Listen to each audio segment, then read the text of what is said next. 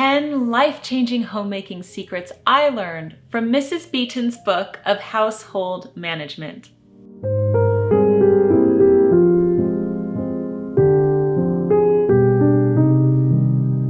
Hello everyone, Jennifer L. Scott here, and welcome to the Daily Connoisseur.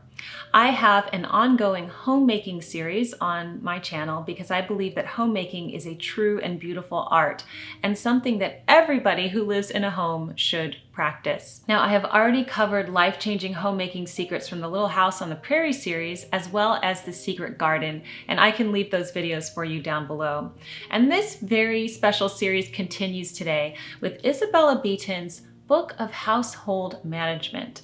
This was originally published in 1861, and it remains one of the most definitive and referenced household management books to date. It has advice on cooking, cleaning, child rearing, and entertaining. All of it. And while some of it is not entirely relevant to our modern day, there are so many nuggets of gold in here on how to maintain a home properly and how to enjoy homemaking. I will leave timestamps down below for each of the 10 lessons if you would like to reference this video in the future. Let's talk about why Isabella Beeton chose to write this book on household management. She writes in the preface, "What moved me in the first instance to attempt a work like this was the discomfort and suffering which I had seen brought upon men and women by household mismanagement."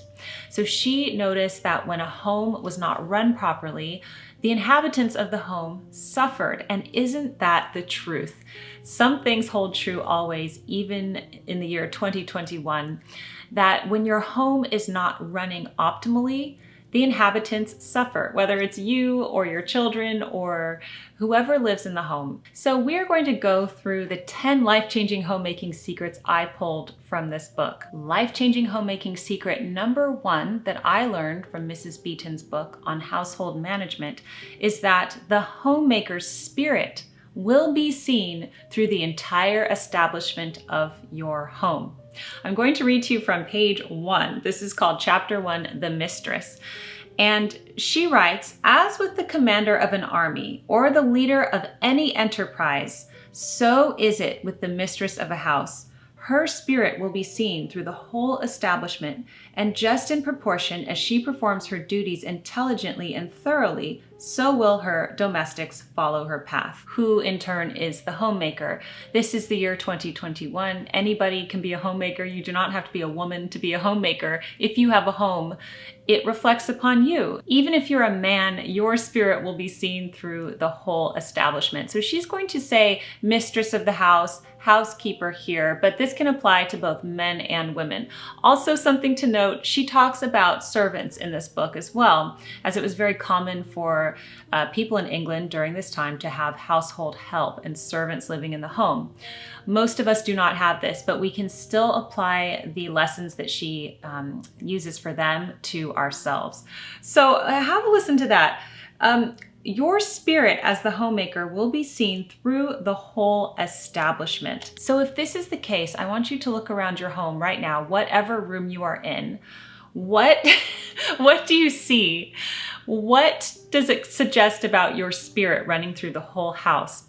Everywhere you look, it is going to be a reflection on your leadership as the homemaker. Now, this is not to say that every single thing that's wrong in the house is your fault and it's because of you and you need to get it going and you need to fix this. No. That's not what it says.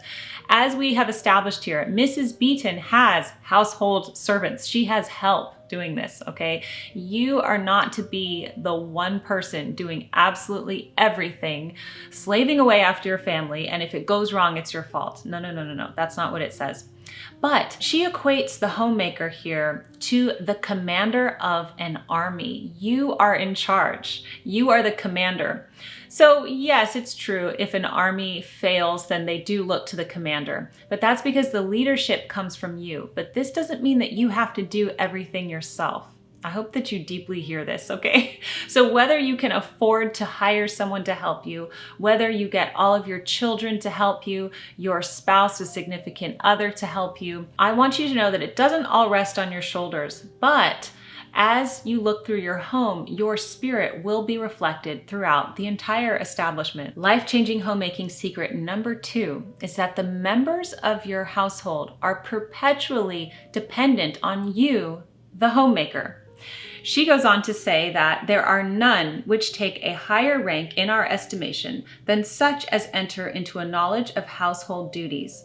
For on these are perpetually dependent the happiness, comfort, and well-being of a family. So I love thinking about it like this, because sometimes when we look at our homemaking tasks, cooking, cleaning, the drudgery of it all, we think, what is the point? I could be doing something so much more important. But when you think about the entire well-being, the happiness, the comfort, and the well-being of your family depending upon you, that will give you a raison d'etre, a reason for doing what you're doing. It should hopefully reinvigorate you and let you know that the small things really do add up and they really do mean a lot at the end of the day. Life-changing homemaking secret number 3, and you're going to notice a theme with all of these videos that I do, but early rising is essential to the running of a home. So she writes on page 2, early rising is one of the most essential qualities which enter into good household management, as it is not only the parent of health, but of innumerable other advantages. Indeed, when a mistress is an early riser, it is almost certain that her house will be orderly and well managed. So Mrs. Beeton is saying that if you wake up early, your house will most definitely be orderly and managed. Why? It's in those early morning hours that you get it all together, you motivate yourself. But if you lay in bed every day, she goes on to say that it produces a sluggish quality in not only you, but every member of the household. Of course, there are days, maybe once a week, you like to lie in on the weekends, but as a general rule, it is very good to wake up before the rest of the house, and so that you may attend to some of the things that need doing in the household, as well as getting yourself ready, which of course we'll talk about later on in the video. Homemaking secret number 4, frugality and economy are home virtues. So Mrs. Beeton quotes a Dr. Johnson here who says, frugality may be termed the daughter of prudence, the sister of temperance, and the parent of liberty. He that is extravagant will quickly become poor, and poverty will enforce dependence and invite corruption. So she's saying in this chapter that no matter who you are, whether you are rich or poor, remaining frugal and keeping a good economy is always the wisest decision. Practicing frugality is a necessity. And of course, if you are doing well, if you're comfortable, doing this will keep you that way.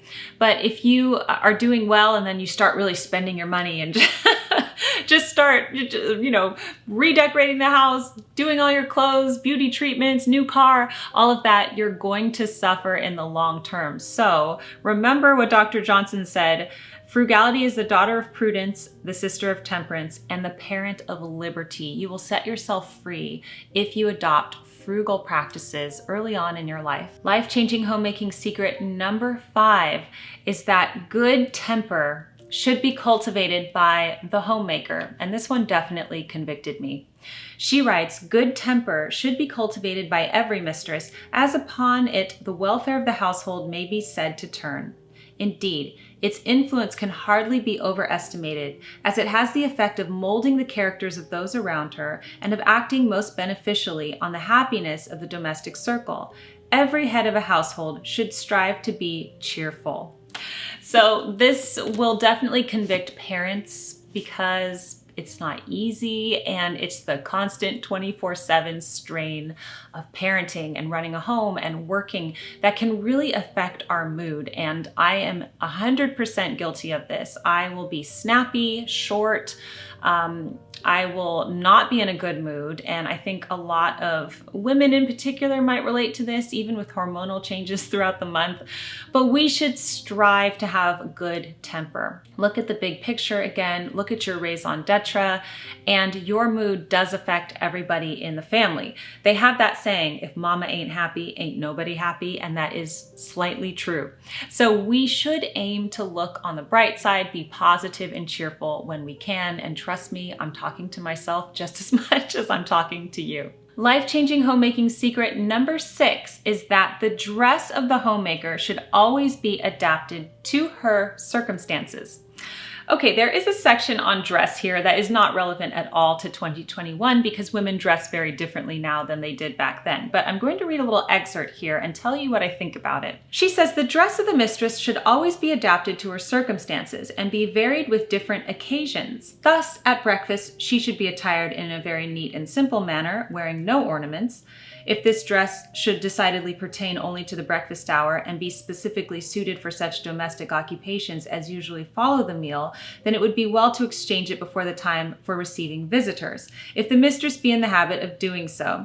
It is still to be remembered, however, that in changing the dress, jewelry and ornaments are not to be worn until the full dress for dinner is assumed. Okay, so she's saying back then, obviously they changed their clothes a few times a day. So what you wore to breakfast would be rather plain. Then when you received visitors in the afternoon, you might change and then you would dress up for dinner, and how far we have come from that. So we don't do that anymore. We tend to stay in the same outfit all day long, and that's perfectly fine. But what I take from this is that we should be dressed appropriately for the occasion. So she's saying you should dress appropriately for breakfast and for their fancy dinner. And so what I take from that is that we should dress appropriately for the high calling of homemaking and for taking care of our home. So that doesn't mean to dress in rags and drudgery every day in your most worn out, used workout clothes. Okay. Now, if you are doing a really grueling homemaking work, like let's say you are scrubbing the floor or you're out in the garden and you're getting really dirty, yes, you can dress for that, but don't stay in those clothes the whole day. Notice that she changes when the visitors come to call or when they have a fancy dinner. She's not staying in the plain breakfast clothes, okay? So I love to encourage women and men to dress up on a daily basis. I encourage them to get fully dressed in a nice outfit for the day, and then if you have to do housework, to put an apron on. And it's not the end of the world if you get dirty while you're doing it. That's what Madame Chic did. She never wore yoga pants, for example, or any sweatpants or exercise clothes. She wore beautiful silk blouses every day and skirts. And so we can take a cue from that as well. Life-changing homemaking secret number 7 is to keep a household account book. So she writes here on page 9, a housekeeping account book should invariably be kept and kept punctually and precisely. So it is recommended that every single thing you purchase is written down in this account book. And funny enough, many modern financial gurus will also recommend the same. Now, this is a good idea because you can see where you spend and where the frivolous spending takes place. And this goes hand in hand with the earlier tip about being frugal and having a sense of economy about how you run your home. So keeping a detailed expense book with every single thing you spend throughout the day is a wonderful idea. It was back then and it still is today. She quotes Judge Halliburton, who said, "No man is rich whose expenditure exceeds his means, and no one is poor whose incomings exceed his outgoings." So there you go. You could write that in your daily expense book. Life-changing homemaking secret number 8. Method and order are the key to household happiness. She writes in chapter 2, The Housekeeper, on page 27, order, again, is indispensable, for by it we wish to be understood that there should be a place for everything and everything in its place. Method, too, is most necessary, for when the work is properly contrived and each part arranged in regular succession, it will be done more quickly and more effectually. So this is talking about the importance of organization and method and order and sticking to it. It's that boring, mundane, everyday routine that actually helps your life thrive and be beautiful and gives you liberty and freedom. Life-changing homemaking secret number 9 is the daily duties of a housekeeper are regulated by the extent of the establishment she superintends. Okay, so on page 29 here, she's talking about how the daily duties of a housekeeper, and in this sense, she is talking about a paid employee, are regulated by the house. So we as homemakers can take this into consideration too. What does your house need? Everybody's home is different, and everybody's home is going to tell them what needs to be done. Do you live in a really large house with a lot of floor space and you need to take care of the floors every day? How can you go about doing that? What is your action plan? Do you have a robot vacuum? Can you have one of the kids do their chores where they vacuum the upstairs hallway every other day? For example, what can you do to sweep the kitchen floor a few times a day? So your house is telling you what it needs, and it always will. The house will speak volumes to you about what it needs. If you have perpetual piles of laundry everywhere, your house is telling you that it needs a laundry system, and that's something that needs to be looked into. If you live in a smaller house, you might regularly need to go through clutter and things that accumulate to stifle the space. So your house will tell you what it needs. The establishment will inform the superintendent, which is you. And life-changing homemaking secret number 10, and this is another recurring theme in all of the books that we study, is that the housekeeper will prepare in the evening for the next day's duty. So she writes on page 31, in the evening, the housekeeper will often busy herself with the necessary preparations for the next day's duties. Numberless small but still important arrangements will have to be made so that everything may move smoothly. So notice she says necessary preparations, and she also says they may seem small, but they have to be done in order for things to work smoothly. So again, your schedule, your house will be different than mine, for example, but every night you can ask yourself, what can I do to make tomorrow easier? For me, that's definitely emptying the dishwasher, laying the table for breakfast, preparing everything for the next day, figuring out what is going to be for breakfast. If the children are doing school, laying that out, figuring that part out. Also, even going as far as to figure out what you're going to wear the next day. I don't really do that because I have a 10-item wardrobe and it's very easy to decide, but you could do everything all the way down to preparing your kids' lunches the night before, for example. So this is wonderful sage advice that proves true time and time again, and it's so good to have these reminders. I thoroughly enjoy Mrs. Beeton's book of household management. Of course, there's so much more amazing information in this book, and I will leave it linked down below if you wish to pick up a copy for yourself.